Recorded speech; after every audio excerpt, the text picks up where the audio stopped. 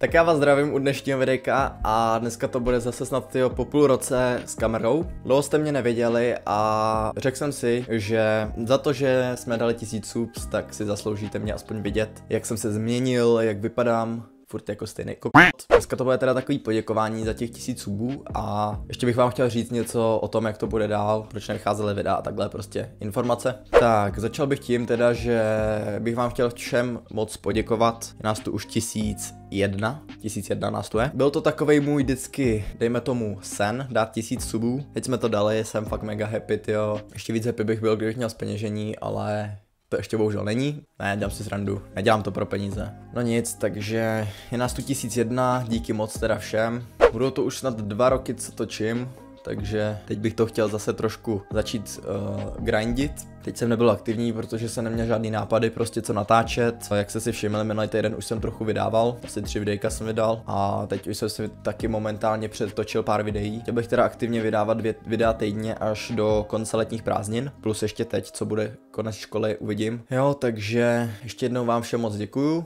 za to, že jste dali sub a uvidíme no, jak to půjde dál. Tak jo, to bude z dneška všechno a my se uvidíme příště. Já se na vás budu těšit a zatím čus.